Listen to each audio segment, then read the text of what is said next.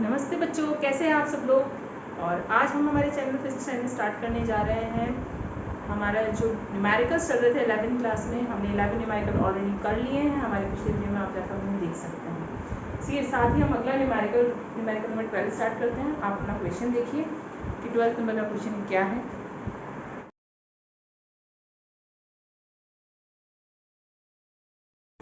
तो आपको क्वेश्चन देखने से इसके बारे में पता चल गया होगा कि ये क्वेश्चन बहुत ही इजी है। अब इस क्वेश्चन में हमें निकालना क्या क्या है, देखिए यहाँ पर है कि हमें एक शॉप है, ग्रॉसरी शॉप है, पंसारी की दुकान, जहाँ पे सब सामान मिलता है। तो वहाँ पर एक डिब्बा है और उस डिब्बे से हमें सोने के टुकड़े को तोड़ना है। ठीक है, तो क्या होता है, पंसारी की दुकान पे एक डिब्बे का द्रव्यमान दिया हुआ है और 2 टुकड़ों का द्रव्यमान दिया हुआ है, और इससे हमें सिग्निफिकेंट नंबर मतलब कि सार्थक अंक तक उस डब्बे का कुल द्रव्यमान निकालना है। मतलब क्या करना है, एक डब्बा है, उससे हमने तोड़ने के लिए जैसे काम में दिया है, तो उसमें हम 2 चीज़ें और डाल रहे हैं। 2 टुकड़ों के द्रव्यमान है, टुकड़े मतलब एक गोल्ड पीसेस दिए हुए हैं आपको, वो अगर उसमें डाल दिए जाए तो ये टोटल जो सिस्टम बनेगा तोड़ने वाला वो कितना बनेगा। ठीक है, तो सबसे पहले ये कि जब भी सिग्निफिकेंट नंबर को जोड़ा जाता है तो जो आने वाला जो आंसर है वो लीस्ट सिग्निफिकेंट नंबर के बराबर रखा जाता है। ये हमें अच्छे से ध्यान है। अब हमें क्या करना है, इन सबको जोड़ना है। तो फर्स्ट पार्ट है इसका ए पार्ट के डिब्बे, इसका पूरा कुल द्रव्यमान हमें निकालना है, टोटल मास है ना। तो टोटल मास का मतलब हुआ इनको इनको इनको इनको को हमें ऐड करना है, मतलब 2.300। ये किलोग्राम में, तो इनको भी ग्राम में चेंज करना पड़ेगा, है ना। तो यही चेंज कर देते हैं,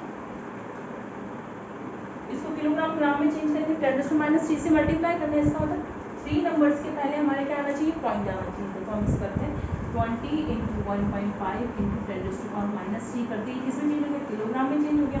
इसका मतलब अपॉन में 1000 है ना। और इसका मतलब ये हुआ कि 3 नंबर्स के पहले हमें पॉइंट लगाना है। इसका वैल्यू कितनी होगी, ये किलोग्राम में चेंज होगा तो 0.02015 ग्राम। तो ये तो वैल्यू होगी इसकी, तो यहाँ लिख देते हैं 0.02015 ग्राम, और इसकी वैल्यू हो जाएगी किलोग्राम, ग्राम तो ये पहले ही था। और दूसरा क्या होगा, 0.02017 किलोग्राम। ठीक है, क्योंकि जब भी हम यूनिट्स को जोड़ेंगे तो वो सारी यूनिट्स एक ही यूनिट सिस्टम में होनी चाहिए। जैसे ये किलोग्राम में है, ये दोनों भी किलोग्राम में ही होने चाहिए, और किलोग्राम में हमने इसको चेंज कर लिया। ठीक है, अब चेंज करने के बाद आपको क्या करना है, सबको ऐड करना है। ठीक है, ऐड करेंगे 2.300 प्लस 0.02015 प्लस 0.02017, और ये पूरा मिला के हमारा हो जाएगा किलोग्राम। अब देखिए सबके सिग्निफिकेंट नंबर नोट करते हैं हम लोग कि किसमें कितने सिग्निफिकेंट नंबर है। तो ये हो जाएगा, फर्स्ट में देखिए 2.300, इसमें कितने सिग्निफिकेंट नंबर है, तो इसमें 4 सिग्निफिकेंट नंबर है, 1 2 3 4। हमें बाद वाले जीरो को हमेशा काउंट करना होता है सिग्निफिकेंट नंबर। यहाँ देखिए कितने सिग्निफिकेंट नंबर है, ये जीरो तो है नहीं, 1 2 3 4, तो 4 सिग्निफिकेंट नंबर ही इसमें है, 4 ही इसमें है, और 4 ही सिग्निफिकेंट नंबर इसमें है। तो इसका मतलब ये है कि हमारा आंसर भी 4 सिग्निफिकेंट नंबर तक होना चाहिए। अब आप इनको ऐड कर लीजिए। ऐड करते वक्त आपने छोटी कक्षाओं में पढ़ा हुआ ही है, क्या करना होता है, हमेशा पॉइंट्स के नीचे पॉइंट रख के ऐड किया जाता है। आप इनको ऐड कर लीजिए, तो हमारा फाइनल जो आंसर आएगा वो आ जाएगा 2. जब हम इनको 0 करेंगे तो आएगी इसकी वैल्यू 2.3442 किलोग्राम। अब हमारा आंसर वैसे तो ये होना चाहिए, लेकिन हमें क्या कहा गया कि सिग्निफिकेंट नंबर देखिए, तो इसमें कितने सिग्निफिकेंट नंबर रखना है, 4, इसमें भी 4 है, इसमें भी 4 है, इसमें भी 4 है, मिनिमम 4 ही रखना है। तो कितना आंसर आएगा, 1 2 3 4। तो हम आंसर में यहाँ लिखेंगे अप टू सिग्निफिकेंट नंबर 2.344 बस 2 हटा देंगे, और ये हो गया हमारा आंसर।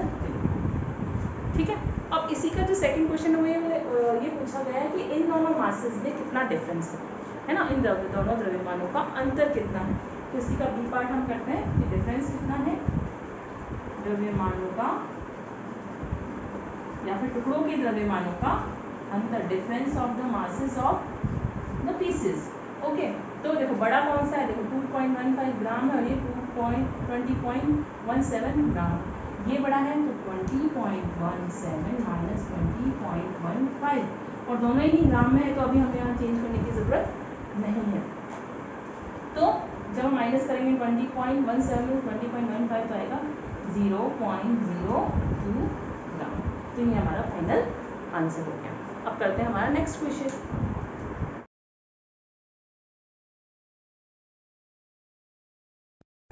नेक्स्ट क्वेश्चन है आपका 13 नंबर क्वेश्चन।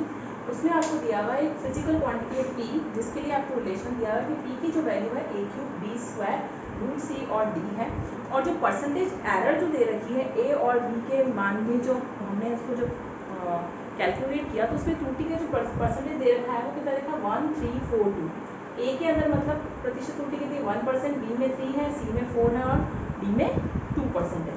इसका मतलब ये हुआ कि हमें क्या दिया हुआ है, del A by A into 100 दिया हुआ है 1%, del B by B into 100 दिया हुआ है 3%, del C by C into 100 दिया है 4%, del D by D into 100 दिया है 2%। ठीक है, तो ये हमारा परसेंटेज एरर का है और इस ये वाला क्वेश्चन मैं काफ़ी बार एग्जाम में पूछा गया।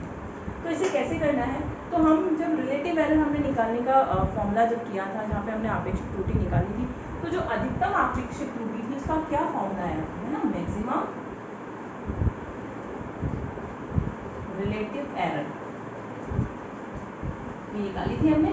अपेक्षित सॉरी अधिकतम आपेक्षिक त्रुटि अगर हम निकाले डेल पी बाय पी का जो मान निकाले वो कितना आया था हमारे पास फॉर्मूले में, कि जितनी पावर होगी वो मल्टीप्लिकेशन में आ जाएगी। इसकी पावर कितनी है, ए की power 3 into del A by A plus 2 into del B by B plus यहाँ क्या सी की पावर क्या है 1/रूट, सी की पावर क्या है हाफ, तो यहाँ लिखेंगे 1/2 del C by C plus del D by D. और वहाँ हमने ये भी देखा था कि हमें अगर ये नीचे है ना, अगर हर में भी है तो भी हम यहाँ पे प्लस ही लगाएंगे, और हम मैक्सिमम एरर निकाल रहे हैं इसलिए हम सब जगह क्या यूज़ करेंगे, प्लस ही यूज़ करेंगे। अब यहाँ वैल्यू कैसे रखेंगे, जैसे हमें क्या दी है परसेंटेज एरर दी है, तो हमें ये प्रतिशत त्रुटि सब में निकालनी है, तो हम क्या निकालेंगे परसेंटेज एरर से कर लें। इसका मतलब हम इन सब का क्या यूज़ करेंगे परसेंटेज। तो हमारा फॉर्मूला आपका जो है del P by P into 100 है ना, परसेंटेज में चेंज करना है इसलिए, तो 3 into del A by A into 100 plus 2 into del B by B into 100 plus half del C by C into 100 plus del D by D into. अब इन सब की वैल्यू हमें यहाँ दी है 1%, 3%, 4% और 2%, तो हम यहाँ डायरेक्ट फॉर्मूला रख देंगे, वैल्यू रख देंगे 3 इंटू 1% प्लस, और यहाँ फाइन लास्ट में लगा देते हैं ना परसेंटेज, और 2 into 3% plus half into 4 plus 2, और लास्ट में फाइनली हम लिख देंगे सारा परसेंटेज। तो कितना आ गया देखिए, 3 into 1 3 plus 6 9 plus 2 and plus 2 3 plus 9 plus 4 13%, तो ये आंसर हो गया हमारा 30% है ना। तो ये क्वेश्चन देखने में कितना अजीब लग रहा था और कितना सिंपल था।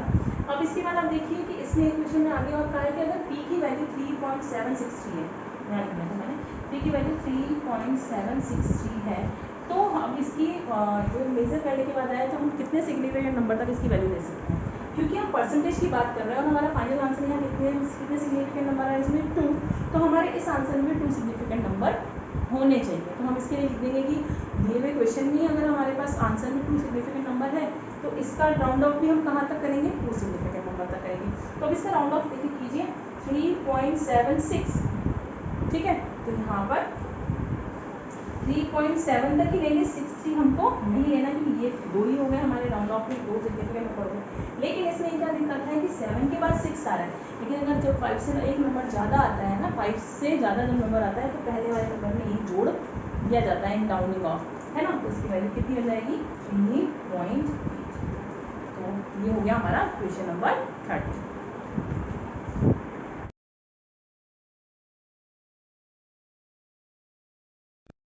नेक्स्ट हमारा क्वेश्चन नंबर है क्वेश्चन नंबर 14, और इस क्वेश्चन में हमें बताना है कि एक बुक है वो गलत प्रिंट हो गई है और उसमें 4 जो है ऑसिलेशंस के लिए इक्वेशन है, सरल आवर्त गति के लिए या सिंपल हार्मोनिक ऑसिलेशंस के लिए 4 इक्वेशंस लिखी हुई है।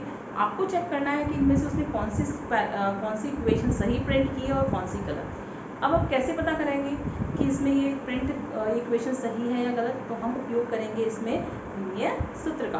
तो विमीय विधि में हमने जब उस सूत्रों का उपयोग किया था तो सबसे पहला उपयोग किया था कि हम चेक कर सकते हैं कि हमारी जो इक्वेशन है वो सही हमने उसमें फर्स्ट पार्ट किया था कि जो राइट हैंड साइड और लेफ्ट हैंड साइड की जो डायमेंशन है वो सेम होनी चाहिए। इसके अलावा हम एक और छोटा सा इसमें यूज़ कर सकते हैं, वो ये है कि जो साइन के साथ ये क्या होता है, हमेशा एंगल होता है ना।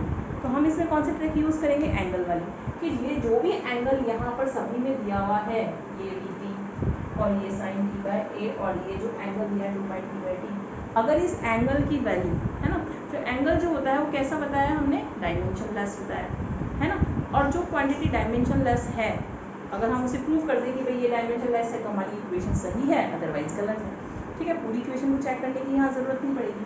तो हम ये देखेंगे कि y is equal to, y जो है डिस्प्लेसमेंट है, a यहाँ पर एम्पलीट्यूड होता है और साइन t जो होता है उसका टाइम पीरियड होता है और t कोई इंस्टेंट का टाइम होता है। ये सब आपको दिया हुआ है इक्वेशन। अब हम बस इतना सा चेक करेंगे कि ये जो एंगल जो दिया हुआ है वो डायमेंशन लेस है या नहीं, मतलब इसकी कोई डिमांड नहीं होनी चाहिए, m0 l0 t0। तो सबसे पहले चेक करते हैं हमारे पास क्वेश्चन में, इसमें हमारे पास क्या यूनिट दी हुई है कि जो एंगल जो है वो हमें दिया हुआ है 2 पाई टी अपॉन। तो यहाँ देखिए 2 पाई जो है वो क्या है, क्वांटिटी है, मतलब न्यूमेरिक वैल्यू है, और न्यूमेरिक वैल्यू में कोई भी डायमेंशन नहीं होती है, तो 2 पाई को तो छोड़िए। अब आ रहा है टी बाई टी भी टाइम है और टाइम पीरियड भी टाइम है, तो हम अगर इसको लिखें टी अपॉन टी है ना, m0 l0 t1 और m0 l0 ये हो जाएगा m0 l0 t1 और m0 l0 t1 है ना, टाइम का तो सिर्फ t ही होगा। तो यहाँ अगर हम इसको सॉल्व करें तो हमारे फाइनल आंसर में क्या आएगा, t1 से t1 कैंसिल, तो फाइनल आ जाएगा m0 l0 t0। इसका मतलब ये डायमेंशन फॉर्मूला डायमेंशनली करेक्ट है, ये जो इक्वेशन दी गई।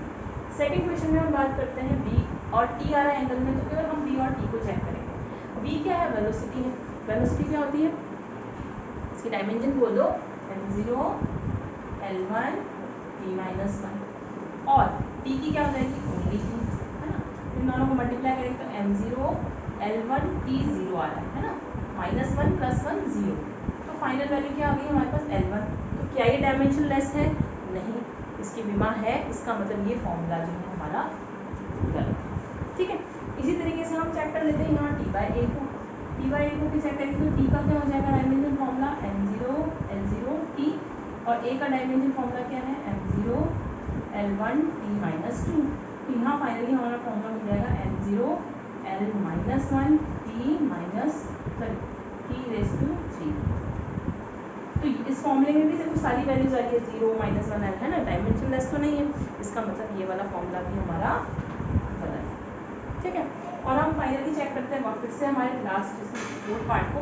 इसमें देखिए यहाँ पे आ रहा है sine 2 pi T by T plus cos 2 pi T by T है ना, और a रूट 2। तो यहाँ देखिए हमने 2 पाई टी बाई टी की ऑलरेडी डायमेंशन चेक की हुई है और वो डायमेंशनली करेक्ट है। तो डायमेंशनली करेक्ट है, इसका मतलब ये क्या हुआ कि 2 बाई टी इज ऑल्सो, ये भी क्या है, विमाहीन राशि, और अगर ये विमाहीन राशि है तो ये भी हमारा फॉर्मूला करेक्ट है।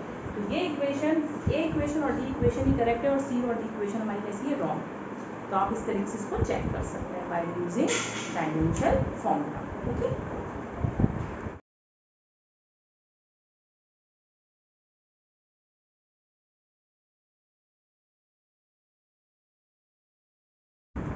हमारा नेक्स्ट क्वेश्चन है 15 नंबर क्वेश्चन। उसमें ये दिया हुआ है कि हमारे आइंस्टीन का आपेक्षिकता का सिद्धांत होता है, तो उस सिद्धांत का एक फॉर्मूला होता है, लेकिन एक बच्चा जब फॉर्मूला याद करता है तो उस फॉर्मूले को आधा थोड़ा सा भूल जाता है और वो इस फॉर्मूले में c² लगाना भूल जाता है।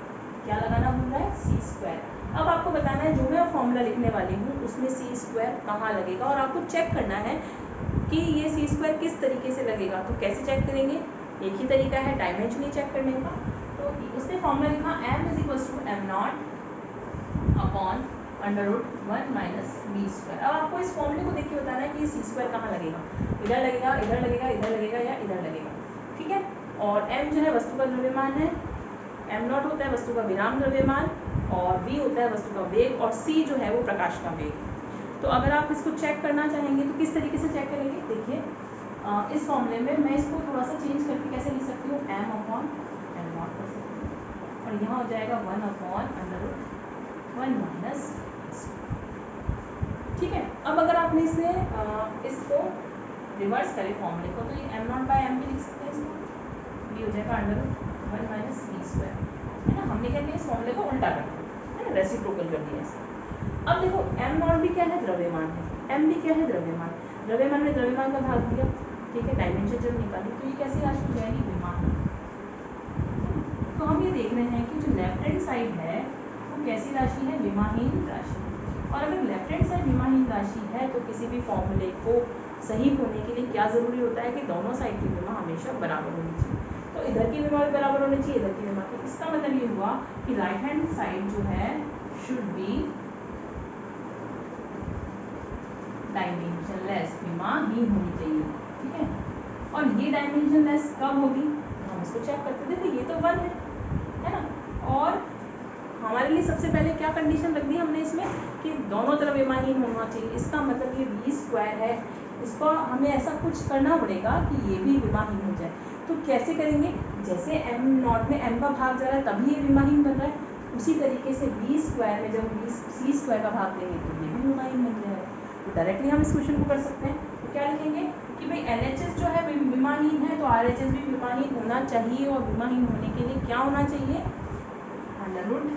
√1 माइनस वी स्क्वायर के बजाय, है ना, instead of 1 minus V square √ की जगह होना चाहिए √1 minus V square upon C square.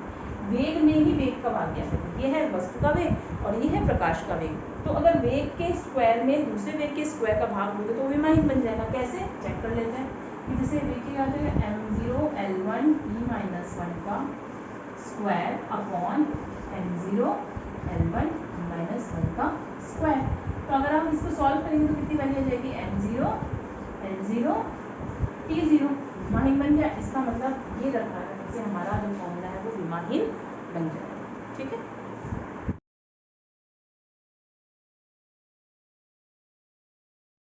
अगला हमारा क्वेश्चन है कि हाइड्रोजन का आपको एक हाइड्रोजन परमाणु का द्रव्यमान दिया हुआ, आमाप दिया हुआ, मतलब उसका साइज दिया हुआ है कि हाइड्रोजन परमाणु है, अणु है, उसका क्या साइज है। साइज दिया हुआ है 0.5 एंगस्ट्रॉम लिखा हुआ है, एक के ऊपर डिग्री लगा हुआ है।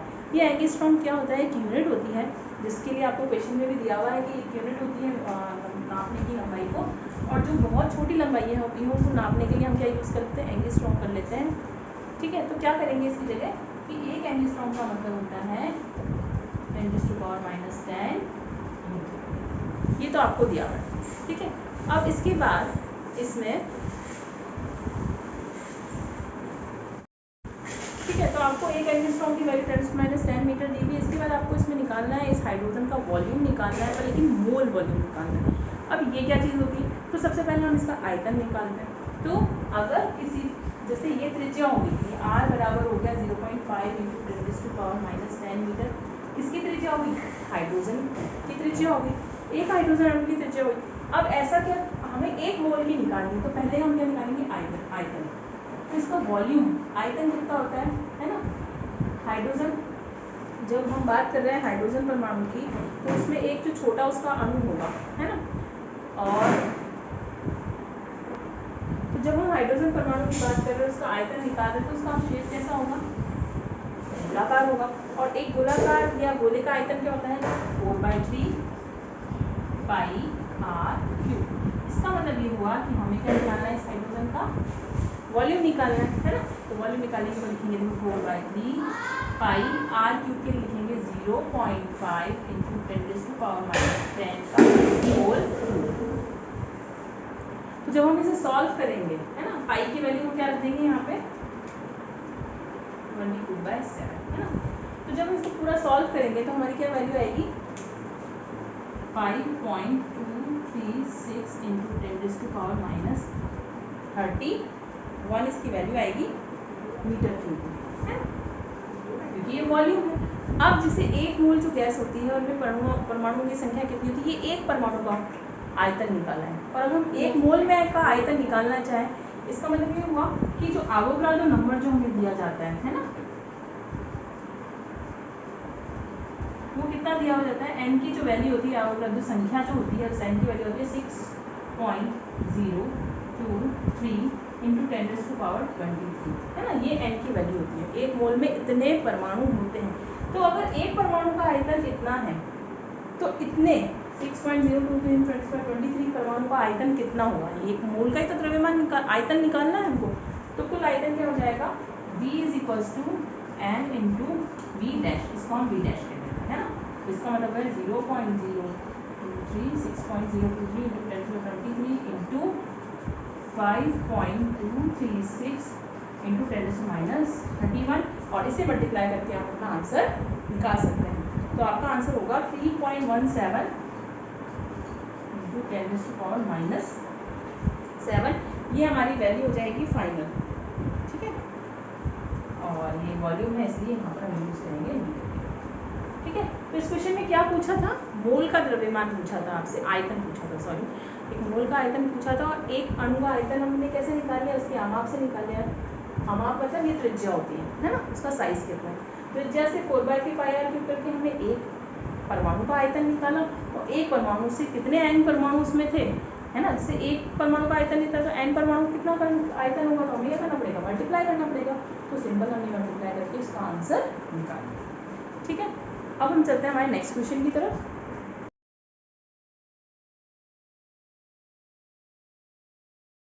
अगला हमारा क्वेश्चन है क्वेश्चन नंबर 70। उसमें हमें दिया हुआ है कि जो ग्राम एक मोल गैस का जो स्टैंडर्ड जो वॉल्यूम होता है वो कितना होता है? ग्राम आयतन हमें दिया हुआ 20 मोल का 22.4 लीटर में दिया हुआ है, ठीक है। और अभी हमने जो लास्ट क्वेश्चन में किया था हाइड्रोजन परमाणु के लिए जो कैलकुलेट किया था, उसकी वैल्यू हमारे लिए कितनी थी? बी मॉलिक्यूल के लिए परमाणिक आयतन निकाला था, मोल परमाणिक आयतन, उसकी वैल्यू 3.15 × 10⁻⁷ मीटर क्यूब।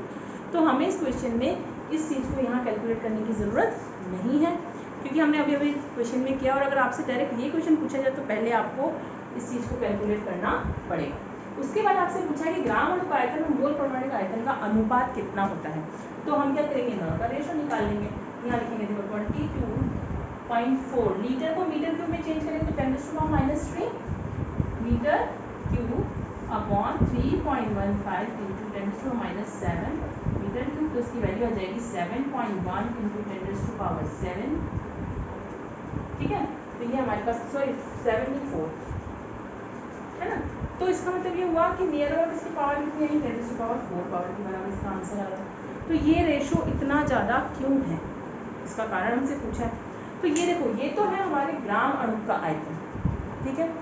और ये है मोल परमाणु आयतन कि एक मोल का परमाणु आयतन कितना है और ये ग्राम अणु का आयतन कितना है। तो इसमें ये है कि जो अणु है ना, अणुओं के मध्य जो अंतर परमाणु दूरी है वो बहुत ही ज़्यादा होती है उसके साइज के मुकाबले में, है ना। और जो गैस के अणु हैं वो आराम से दूर दूर होते हैं, तो उनकी इंटरमॉलिक्यूलर डिस्टेंस जो होती है, अंतर परमाणु दूरी, इसका कारण क्या है? परमाणु के मध्य जो दूरी पाई जाती है ना, इंटरमॉलिक्यूलर डिस्टेंस, या फिर हम इसे कहेंगे अंतर परमाणिक दूरी, है ना, वो बहुत ही ज़्यादा होती है। और इस अंतराणु दूरी के अंतर परमाणु दूरी के ज़्यादा होने के कारण ये जो रेशो आया है वो 10⁻⁴ का रेशो आया है। इसका मतलब ये बहुत ज़्यादा दूर है, इसलिए रेशो का मान इतना अधिक है।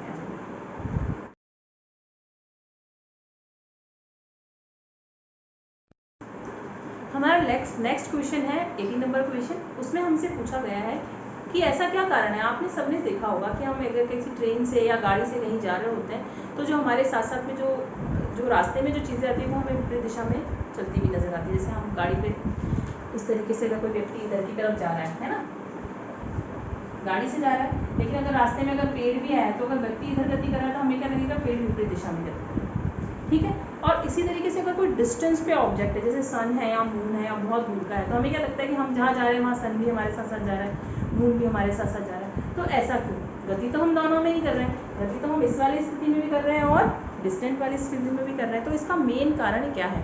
तो इसका मेन कारण है वो एंगल, जब हम यहाँ से कहीं की और गति कर रहे हैं तो जो कोण, ये जैसे ये ऑब्जेक्ट, ये तो है मैन, है ना, और ये रास्ते में आने वाले ऑब्जेक्ट, तो ये है नियर ऑब्जेक्ट, है ना।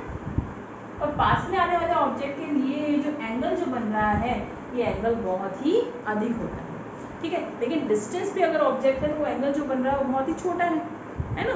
तो अब जैसे हम गति कर रहे हैं और हमारे साथ साथ हम क्या देख रहे हैं कि मून भी हमारी डायरेक्शन में गति कर रहा है, सॉरी या दिन में गति करे तो सन भी हमारे साथ साथ गति कर रहा है। तो यहाँ दूरी बहुत ज़्यादा है और ये जो विजुअल एंगल जो बन रहा है यहाँ पे दृष्टिकोण, उस दृष्टिकोण का मान बहुत ही कम होगा। लेकिन अगर पास वाली चीज़ है तो इस दृष्टिकोण का मान क्या होगा, बहुत ही ज़्यादा होगा। तो यही कारण है कि जो पास वाली चीज़ें हैं उसके लिए हमें एंगल कैसा नजर आएगा, एंगल बड़ा है तो वो चीज़ें हमें विपरीत दिशा में गति करते हुए नजर आती है, जबकि वो गति नहीं कर रही। पेड़ कोई गति थोड़ा कर रहा है, गति तो हम कर रहे हैं, हम आगे की तरफ नहीं कर रहे, लेकिन वो वस्तु हमें क्या लगेगा कि हमारे यहाँ सापेक्ष, इसे कहते हैं रिलेटिविटी, सापेक्ष के सिद्धांत से वो हमारे पीछे की तरफ गति करते दिखेगा। लेकिन यहाँ जो एंगल है, अगर हम सूर्य और चंद्रमा की बात करें तो वो एंगल कैसा होगा, बहुत ही छोटा होगा। इसलिए हमें लगता है कि हम जहाँ जा रहे हैं हमारे साथ साथ ये भी चल रहा है। ओके, तो इसी के साथ हमारे काफ़ी क्वेश्चंस हो चुके हैं, 18 क्वेश्चन तक हम आ चुके हैं। अब आप इन क्वेश्चन को रिवाइज कीजिएगा, नोट कीजिएगा। तब तक टेक केयर, बाय बाय।